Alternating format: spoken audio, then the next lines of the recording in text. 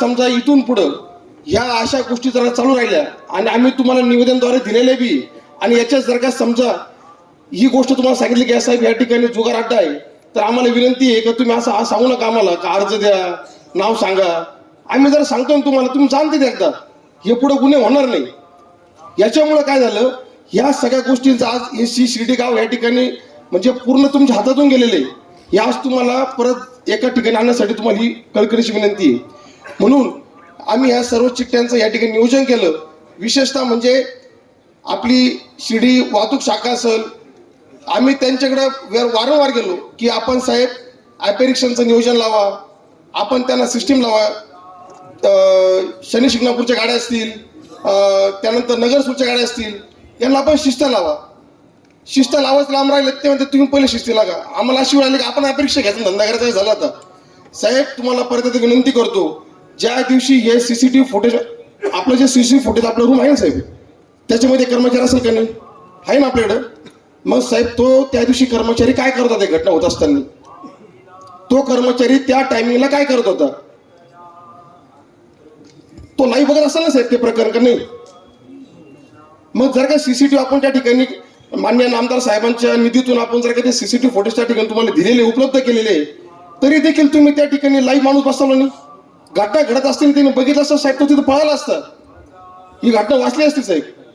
दुसरी विनंती अशी आहे, आज पहिल्यांदा आपण उत्पादन शुल्कचे अधिकारी हांडे साहेबांच्या माध्यमातून त्यांचे प्रतिनिधी आलेले आहे. साहेब तुम्हाला सांगतो, दारूचा धंदा इतका राजरोज चालू इथं गावामध्ये का त्याला माप नाही. म्हणजे ते फुगे असतील, त्याला काय वेगवेगळे नावं आहे, ते बट्टी बिट्टी, हे सगळे साहेब तुमची कारवाई, तुमची जबाबदारी.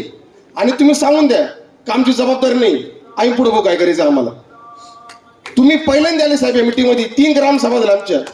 आज आम्ही तुम्हाला विनंती करतो का तुम्ही शिर्डीमध्ये ठाण मांडून राहिले पाहिजे, हा सगळा दारूचा धंदा सगळा उद्ध्वस्त केला पाहिजे, त्याशिवाय आम्ही तुम्हाला सोडणार आहे साहेब. कारण याच्या सगळ्या दखल आम्ही मान्य मुख्यमंत्री, मान्य उपमुख्यमंत्री आणि पालकमंत्र्यांना आम्ही दोन्ही सगळं शिष्टमंडळ बसणार आहोत.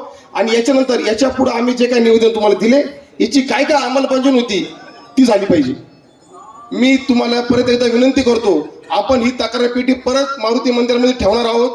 अजून आपल्या काय काय मागण्या असतील हे आपल्याला लवकर नावे आपल्याला या ठिकाणी टाकायचे आहे, जेणेकरून आपल्याला त्या ठिकाणी त्यानंतर आपण त्याची कारवाई आपण करणार आहोत. साहेब विशेषतः म्हणजे काय होतं, अधिकृत काही गोष्टी असतात, काही अनधिकृत गोष्टी असतात. पण साहेब तुम्हाला सांगतो, रोज तुमचे कर्मचारी हप्ते घेत्या, रोज हप्ते घेत्या. आता हप्ते कोण घेतं, काय घेतं, किती घेत्या, हे सगळं माहिती साहेब. आम्ही आज सकाळी बसलो होतो XYZ ठिकाणी कुठेतरी, म्हणजे ह्या प्रक्रियेत बघा कसं कोण आला चिठ्ठी आलं ना, ती चिठ्ठी तर समजा.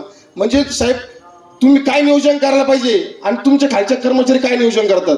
एका ठिकाणी गांजा पकडला साहेब, तुम्ही 2 लाखामध्ये सेटलमेंट केली. माझा मी पुरावा देस तुम्हाला. म्हणजे इथं खून उरायले, तिसऱ्या दिवशी तुम्ही त्या संतनगरमध्ये लोक चोरी करताय, एवढी डेअरिंग तुम्ही असताना. अहो इतके कर्मचारी 2 लाखाचा गांजा पकडला, सेटलमेंट करून ते नेणे काय, म्हणजे गांजा कितीच होता माहित नाही, पण 2 लाख मध्ये सेटलमेंट करून गांजा परत कोण टाकला, विषय नाही, परत कुठं काहीच नाही. आणि ते कर्मचारी अजून इथेच आहे, तुम्ही काहीच कारवाई करेन ना. आम्ही त्याचं नाव, त्याचं सगळं तुम्हाला तपशील देणार आहे.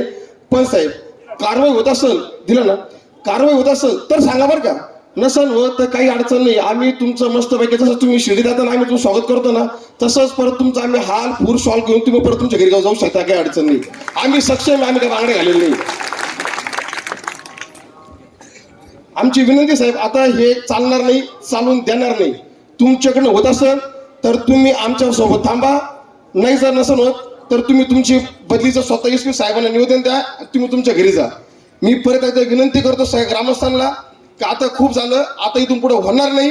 त्यासाठी आपण सगळ्यांनी जागृत राहायचंय आणि जागृत राहून आपल्याला स्वतः आपल्या परिवाराचं आणि आपल्या शेजारचं आपल्याला कर्तव्य निभवायचंय, अशी मी सगळ्यांना विनंती करतो. या निश्चित ग्रामसभेमध्ये मला बोलण्याची संधी दिली त्याबद्दल मी